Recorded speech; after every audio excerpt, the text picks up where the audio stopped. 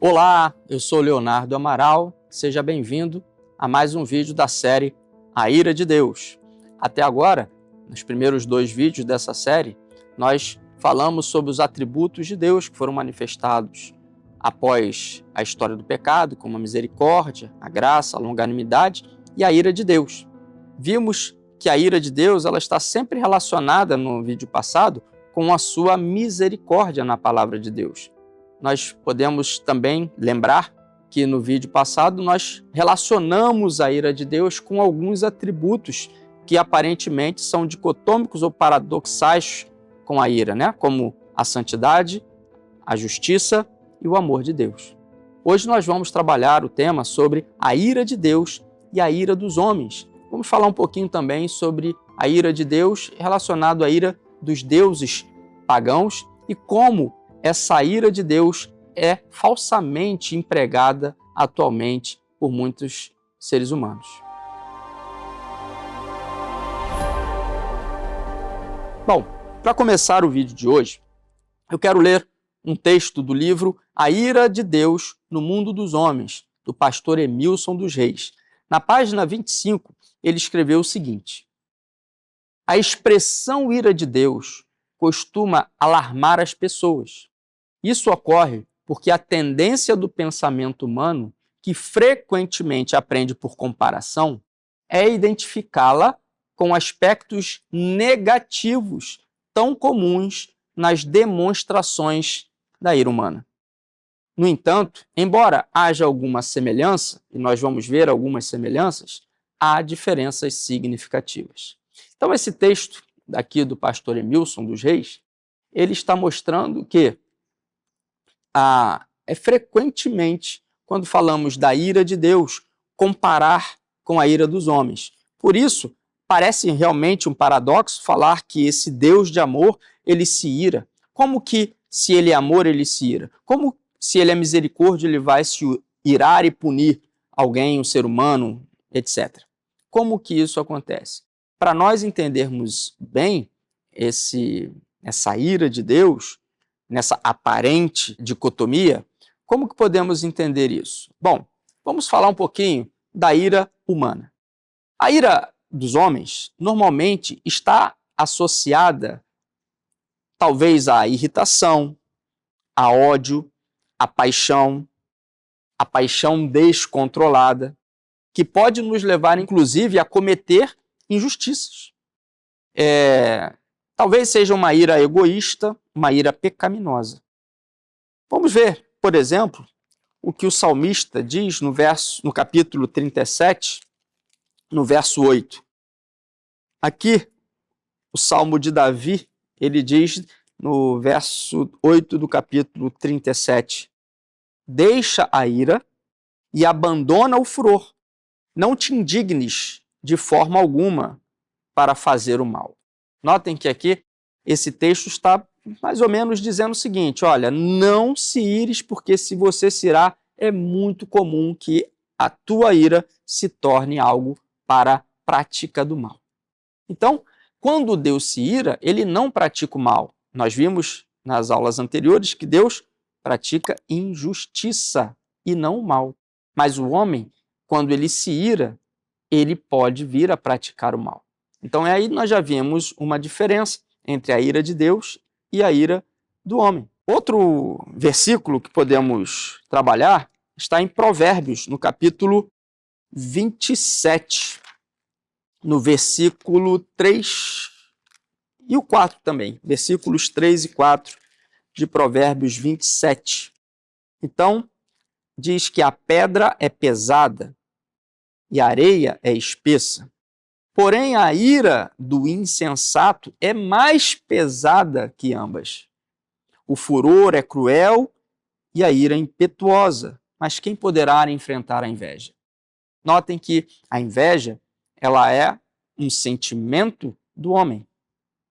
E está dizendo que quem pode enfrentar essa inveja? E ela vem por quê? Ela vem pelo furor e ira impetuosa. Ela traz furor e ira impetuosa. Então, se a pedra é pesada, então a ira do insensato é mais pesada ainda. quer dizer que a ira do homem é cruel. Ela não mede misericórdia como a misericórdia de Deus, como vimos no vídeo passado. É interessante também verificar um texto que Ellen White escreveu no Desejado de Todas as Nações, na página 310, que diz assim: os que a qualquer suposta provocação se sentem em liberdade de condescender com a zanga, podemos aqui também falar que essa palavra zanga é ira, ou ressentimento, estão abrindo o coração a Satanás. Amargura, animosidade devem ser banidas da alma se queremos estar em harmonia com o céu. Eu vou ler mais uma vez essa primeira parte do texto. Os que a qualquer suposta provocação se sentem em liberdade de condescender com a zanga ou ira ou ressentimento estão abrindo o coração a Satanás. É isso mesmo. Quando o ser humano ele transborda em ira, ele não pensa nas consequências e abre um caminho para como se uma bola de neve estivesse descendo do penhasco. E Satanás ele se aproveita desses momentos, dessas brechas, para ele invadir, fazer morada e causar a sua destruição na vida do ser humano. Então, Deus ele nos alerta que nós podemos refrear a nossa ira, que nós devemos refrear a nossa ira. E se nos irarmos, ele diz para não pecarmos. Mas é muito difícil, porque a ira do homem, ela não é a ira de Deus. E normalmente a ira do homem é manifestada pelos motivos de ódio, inveja, pelos motivos de incompreensão, de paixões descontroladas. E com isso, o homem naturalmente, o homem natural, ele vai cometer injustiças. Uma certa vez, um jovem estava num clube para fazer um banho, para fazer aula de natação com seus amigos da rua, da comunidade em que vivia. O professor, naquele dia da aula de natação, não foi e todos aqueles jovens eles ficaram tomando banho na piscina. Um funcionário do clube se aproximou e viu que não tinha um responsável e mandou todos aqueles jovens sair da piscina. Porém, os jovens reclamaram, dizendo que estavam ainda no horário da aula deles, eles não tinham culpa que o professor não estivesse ali. Mas o funcionário disse: não, saiam todos e vão embora. Um jovem reclamou mais contundente e aquele funcionário agrediu aquele jovem, aquele adolescente. E um amigo desse adolescente foi na casa do pai daquele jovem, que por sinal era um policial militar, e o pai se irou, entrou no clube perguntando quem tinha sido o funcionário que agrediu o seu filho, puxou uma arma e disparou 3 tiros, não para atingir a pessoa, mas para assustar. E o problema é que naqueles 3 tiros, um daqueles projetis, eles ricochetearam na parede e pegou na perna de um senhor idoso que não tinha nada a ver com aquela história. Então, resumo da história é que, ao manifestar a ira, aquele pai causou uma injustiça. A injustiça de atingir uma pessoa inocente, que não tinha nada a ver com a história. Porém, Deus também nos diz que o homem pode ter uma ira justa. Uma ira justa, uma ira sem maldade. Quando ele presencia uma injustiça, quando o homem presencia uma injustiça contra alguém, ele também pode manifestar uma ira. Isso é uma ira justa. Em Efésios, o apóstolo Paulo fala, no capítulo 4, no verso 26, o seguinte: irai-vos e não pequeis, não se ponha o sol sobre a vossa ira. Moisés, também nesse no relato da adoração do bezerro de ouro, lá no capítulo 32 de Êxodo, diz que: e aconteceu que, chegando Moisés ao arraial, vendo o bezerro e as danças, acendeu-se-lhe o furor. Ele ficou irado ao ver aquela cena e arremessou as tábuas das suas mãos e as quebrou-as ao pé do monte. Então Moisés se irou. Por que Moisés se irou? Foi justo a ira de Moisés? Sim, foi justa, porque ele viu o povo praticando a impiedade. Lembra que o que causa a ira de Deus, uma das causas é a impiedade, o pecado contra Deus? Então, Moisés se irou justamente. Ellen White fala também no livro Desejado de Todas as Nações, na página 159, o seguinte: há ocasiões em que é um dever manifestar indignação contra o mal. O silêncio diante da injustiça torna os homens culpados. Você, em algum momento, já se calou diante de uma injustiça? O que o texto está dizendo aqui é que nós não devemos nos calar diante de uma injustiça, porque nos tornaremos culpados dessa injustiça. Lembrem que injustiça é o pecado contra o próximo. É quando alguém é desfavorecido, quando alguém é tratado com parcialidade e o outro não. Então nós temos que manifestar, como ela diz aqui, a indignação contra o mal. A ira humana pode até ser justa em algumas ocasiões, mas cabe ressaltar que ela não é igual à ira de Deus, porque a ira de Deus é perfeita e a ira do homem nunca será perfeita. Quando uma autoridade, por exemplo, pune alguém que cometeu um crime, um juiz, no julgamento, ele vai punir um criminoso. Ele não faz isso por vingança. Ele não está fazendo isso por vingança própria contra aquela pessoa. Mas ele pode não ser perfeitamente justo. Por quê? Porque no ato do crime, aquele réu que está sendo julgado, o juiz não estava lá para ver efetivamente o que aconteceu. Concordam comigo? Então, esse juiz, dependendo da sua característica, ele pode ser muito cruel, ele pode ser muito duro na sua punição, ou ele pode trazer uma punição mais leve. E o que é mais justo? Então, o ser humano, apesar de manifestar a ira e justiça naquele momento, ele não é perfeitamente justo e a sua ira não é perfeita. Porém, Deus não. Deus estava ali quando aquele criminoso cometeu o crime. E Deus sabe exatamente que punição dar àquele criminoso na sua perfeita medida. Então nós vemos essa diferença entre a justiça de Deus e a justiça do homem. Em Romanos, o apóstolo Paulo fala também, no capítulo 13, no verso 4, o seguinte: porque ele é ministro de Deus para teu bem, mas se fizeres o mal, teme, pois não traz em vão a espada, porque é ministro de Deus e vingador para castigar o que faz o mal. Então, Deus dá à autoridade também a capacidade de se irar e julgar com retidão, com uma retidão no nível ou esfera humana, mas nunca perfeita como Deus é. Então, nem toda a ira humana é uma ira que não seja justa. Mas Deus nos adverte que quando nos iramos, nós precisamos não pecar.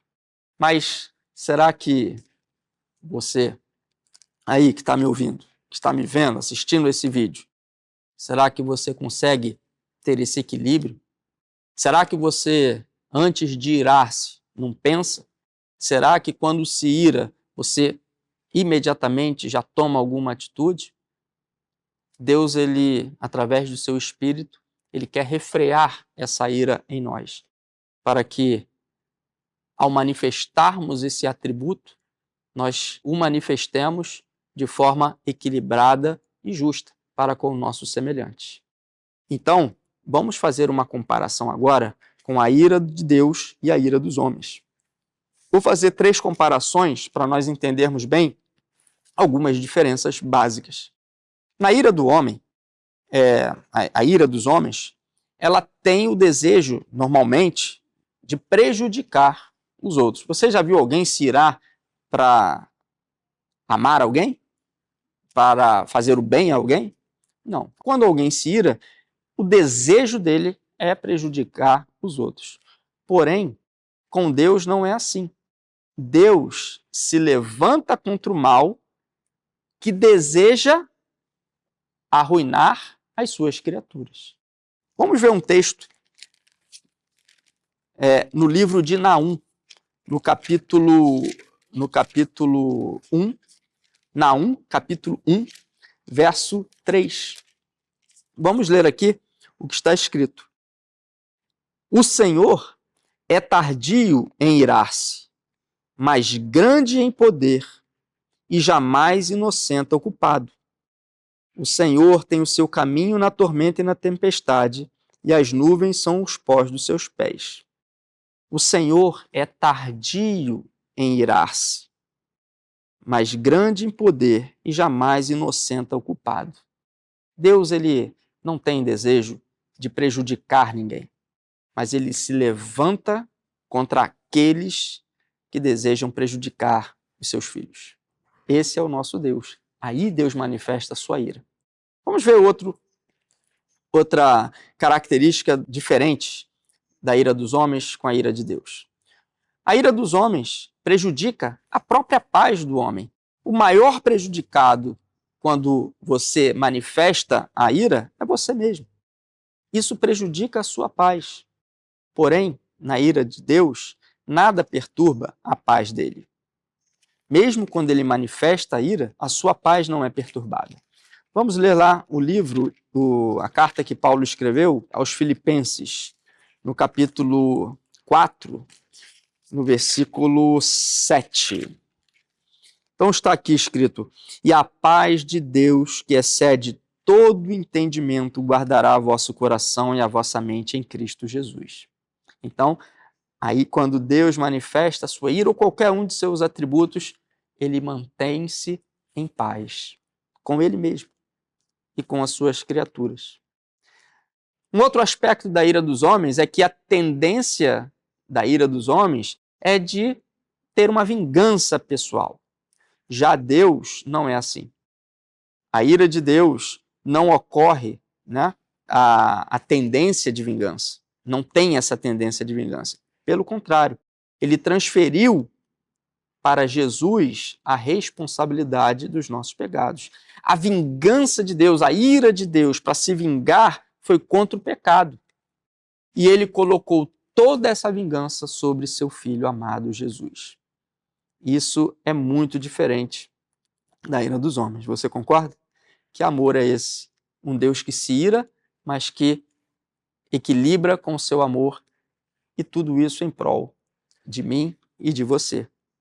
Ellen White fala no livro O Desejado de Todas as Nações, na página 619 e 620, o seguinte texto: assim, o cristão que vive em harmonia com Deus, possuindo os suaves atributos do amor e da misericórdia, experimentará uma justa indignação contra o pecado, mas não se tomará de paixão para injuriar os que os injuriam. Mesmo enfrentando os que se acham movidos pelas forças de baixo para manter a falsidade, em Cristo conservará ele ainda a calma e o domínio de si mesmo. Notem que o cristão que vive em harmonia com Deus, ele pode manifestar a ira? Sim, desde que seja uma justa ira contra a injustiça e a impiedade, e seja guiado por Deus. Bom, agora vamos falar um pouquinho sobre a ira de Deus e a ira dos deuses. Deuses da antiguidade foram muitos. Os povos, eles, desde a antiguidade, os cananeus, os egípcios, os sumérios, os romanos, os gregos, os babilônios, os assírios, todos eles tinham panteões de deuses para adorar.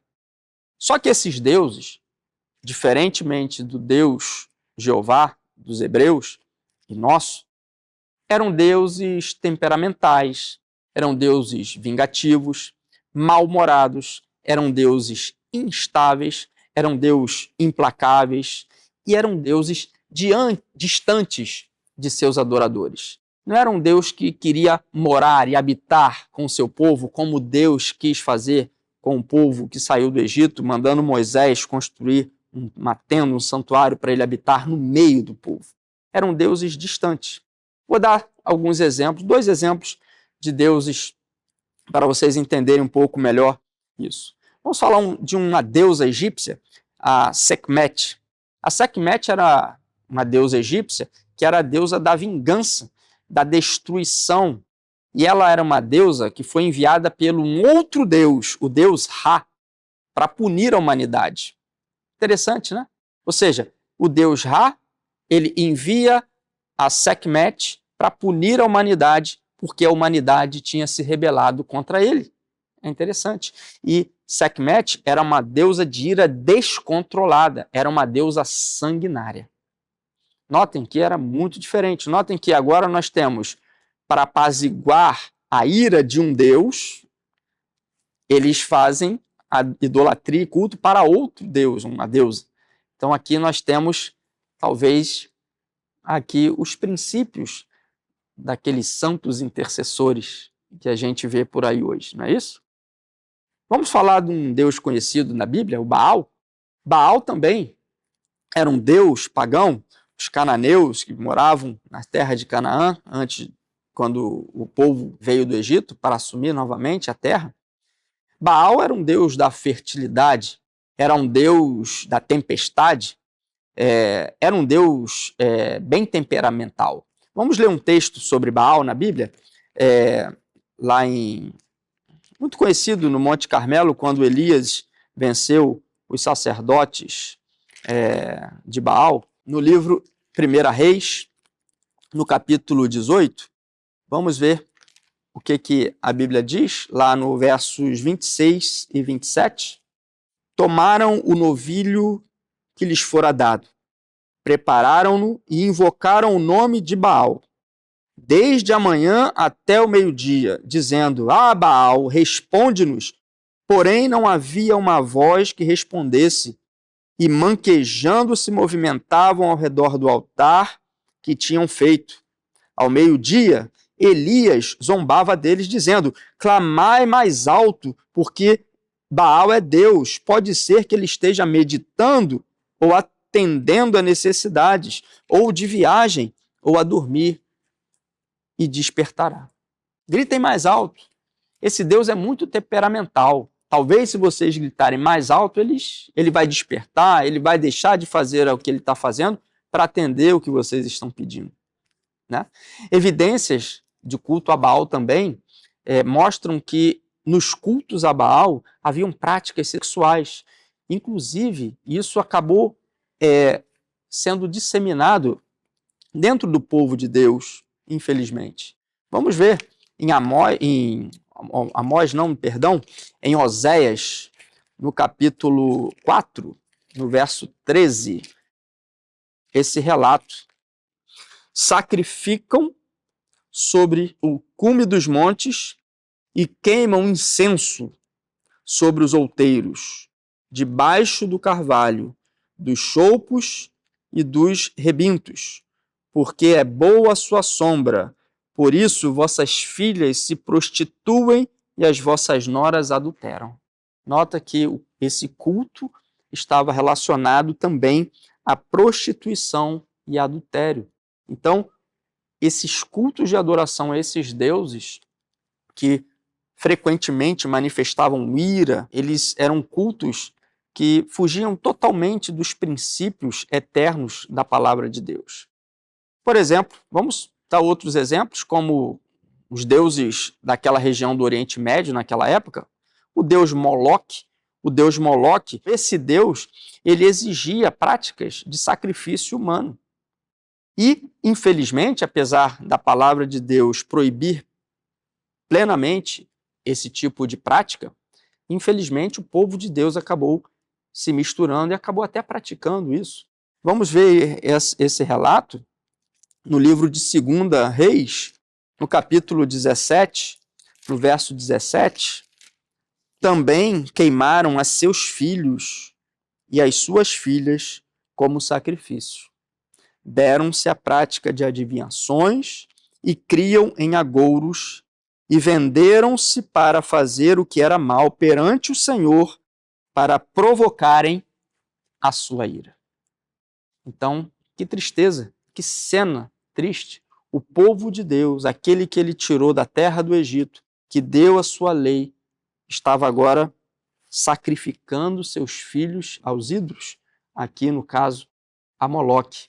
Era o deus amonita que exigia sacrifício de crianças para ter a sua ira aplacada. Notem bem, a ira de Moloque era aplacada quando se oferecia um sacrifício humano. A ira de Deus foi aplacada quando Jesus se ofereceu para morrer por nós. Que diferença de amor e de caráter desses deuses para o nosso Deus. Vamos ver também agora a relação desses deuses gregos, dos deuses gregos com o nosso Deus. Os deuses gregos, eles já tinham algumas diferenças.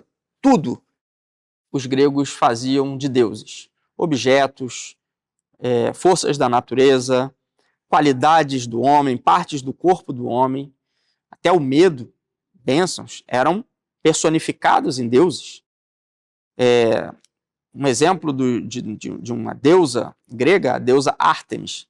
Ela era uma deusa que, na mitologia de Troia, foi ofendida por Agamenon e fez cessar os ventos. E Agamenon teve que sacrificar a sua filha para aplacar a ira de Ártemis, para que a frota da Grécia pudesse navegar até Troia. É interessante a diferença entre a ira de Deus, né, e a ira dos outros deuses. Falando um pouco agora sobre os deuses romanos, os deuses dos romanos eram de forma similar, um pouco similar à dos gregos, porém, agora os romanos eles colocavam a sua religião ligada a questões de Estado, do governo, de conturbações sociais, e eles aplacavam a ira desses deuses com orações, com sacrifícios, por meio de rituais pagãos também, mas baseado e voltado mais para as conturbações sociais e governos e Estado. Bom, essas são as diferenças entre a ira de Deus e a ira dos deuses pagãos. Já a ira de Deus agora, vamos falar um pouquinho sobre como que essa ira ela foi erroneamente apresentada ou é erroneamente apresentada para nós hoje. Vamos ver basicamente em 4 tópicos. O primeiro tópico é que a ira de Deus é erroneamente apresentada para nós em relação à doutrina do tormento eterno, do inferno. Esse tema ele tem origem na própria Bíblia. Na própria Bíblia nos mostra que os próprios cristãos pensam assim também, a maioria dos cristãos. E por um texto que está lá em Isaías. E vamos ler esse texto aqui para nós entendermos bem da onde surge no cristianismo esse conceito de doutrina do tormento eterno. Isaías, no capítulo 34, no versículo 5, a partir do 5 eu vou ler alguns versos e vou falando eles aqui. No verso 5 diz, porque a minha espada se embriagou nos céus. Eis que para exercer juízo, desce sobre Edom e sobre o povo que destinei para a destruição. Então aqui está falando da destruição de Edom. No verso 8 diz, porque será o dia da vingança do Senhor sobre Edom, ano de retribuições pela causa de Sião. Os ribeiros de Edom se transformarão em piche e o seu pó em enxofre. A sua terra se tornará em piche ardente. Nem de noite nem de dia se apagará. Subirá para sempre a sua fumaça, de geração em geração será assolada, e para todo sempre ninguém passará por ela. Então usa esse texto para dizer que aqui está refletindo uma doutrina do tormento eterno. Mas se a gente continuar lendo o texto, logo após aqui, no verso 11, nós vamos ver o seguinte: mas os pelicanos, o ouriço, a possuirão, o bufo e o corvo habitarão nela, e estender-se-á sobre ela o cordel de destruição e o prumo da ruína. E no verso 14 diz que as feras do deserto se encontrarão com as hienas e os sátiros clamarão uns para os outros. Fantasmas ali pousarão e acharão para si lugar de repouso.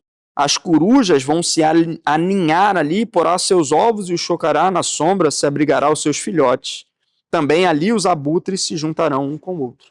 Como que alguma coisa que vai estar queimando para sempre vai ser morada da coruja, vai ser morada do pelicano? Então aqui nós podemos ver que essa doutrina da ira de Deus dando tormento eterno não é uma doutrina bíblica. Aqui, na verdade, podemos entender que essa doutrina ela será destruída, e quando ela for completamente destruída, o seu efeito será eterno. Então, não está pegando fogo até hoje. Edom não está pegando fogo até hoje. Simplesmente, ela foi destruída, e após a sua destruição, os animais que passam por ali, que façam seus ninhos, estão ali sobre aquelas ruínas ou sobre aquele deserto. Um outro ponto errôneo que se refere à ira de Deus é sobre a recompensa final imediatamente após a morte. Lembram do ladrão que pediu misericórdia a Jesus? Que Jesus disse para ele em Lucas, no capítulo 23, no verso 43, foi: em verdade te digo, a maioria dos cristãos digam, em verdade te digo hoje que estarás comigo no paraíso. Na verdade, Jesus quis dizer, um dia ele estará com Jesus quando Jesus voltar para levar a sua igreja para o céu. Mas muitos entendem que naquele mesmo dia o ladrão foi para a cruz com Jesus. Não é esse tema que nós estamos abordando, mas vamos comparar essa ideia com o que Paulo escreveu em 2 Coríntios, no capítulo 5, no verso 10. Porque importa que todos nós compareçamos perante o tribunal de Cristo, para que cada um receba segundo o bem ou o mal que tiver feito por meio do corpo. Aqui Paulo está falando que haverá um juízo. Então, se haverá um juízo, como que alguém pode receber uma recompensa imediata? A ira de Deus cairá sobre os ímpios, sim, mas não será imediatamente após a sua morte. Será após o juízo que Deus estabelecer. E no dia do juízo, sim, então Deus completará a sua ira final. Uma ideia que as pessoas pensam, que os cristãos hoje pensam normalmente, é que as ameaças de Deus, que estão na palavra de Deus, elas não se cumprem literalmente. Que é um meio de Deus assustar, trazer medo às pessoas, para as pessoas se tornarem obedientes a Deus. Mas será que é isso mesmo? Vamos lá.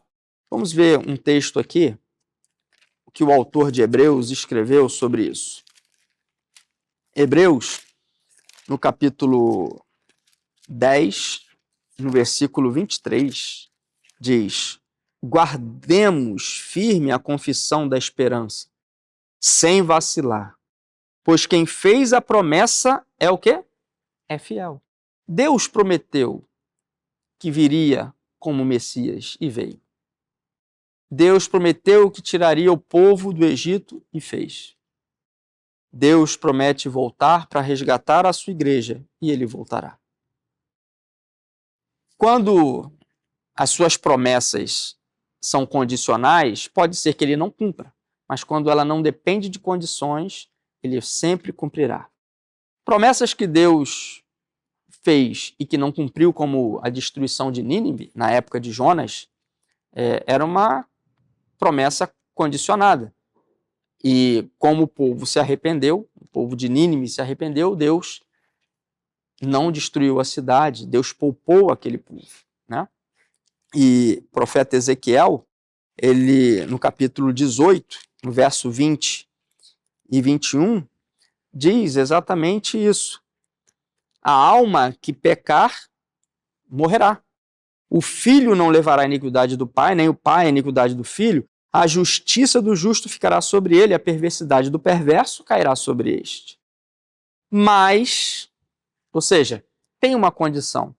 Se o perverso se converter de todos os seus pecados que cometeu e guardar todos os meus estatutos e fizer o que é reto e justo, certamente ele viverá e não será morto. Então aqui tem uma condição. Pecou, não se livrou do pecado, vai morrer. Porém, se arrepender de todos os seus pecados e abandoná-los, certamente não morrerás. Então, é uma promessa condicionada. Nós vamos ver também que a ira de Deus é falsamente apresentada para nós relacionado à morte, como um sono eterno. A morte não é um sono eterno. Nós não temos só essa vida aqui para viver.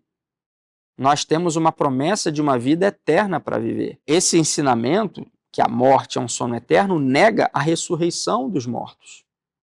E nega a doutrina da vida eterna. O que João, o apóstolo João, disse no capítulo 5, no verso 28, é muito significativo. Ele disse: não vos maravilheis disto, porque vem a hora em que todos os que se acham no túmulo ouvirão a sua voz e sairão. Os que tiverem feito bem para a ressurreição da vida e os que tiverem praticado mal para a ressurreição do juízo, a ira de Deus. Então, Deus ele é apresentado de forma errônea para o mundo, para a humanidade. Mas a questão é, o que fazer? Como escapar da ira de Deus? Eu queria encerrar esse vídeo com esse pensamento. Eu queria ler um texto que Paulo escreveu aos Romanos no capítulo 5, no versos 8 e 9. Mas Deus prova o seu próprio amor para conosco pelo fato de ter Cristo morrido por nós, sendo nós ainda pecadores. Logo, muito mais agora, sendo justificados pelo seu sangue, seremos salvos de quê? O que está escrito aí na sua Bíblia? Leia aí. Seremos salvos por ele da sua ira. Não é verdade? Então, como escapar da ira de Deus? Pelo sangue de Jesus. Porque ele morreu por nós quando nós éramos ainda pecadores. O sangue de Jesus tem o poder de nos livrar da ira de Deus. Porque o sangue derramado de Jesus recebeu toda a ira. E se nós aceitarmos e formos lavados por esse sangue, nós seremos purificados dos nossos pecados.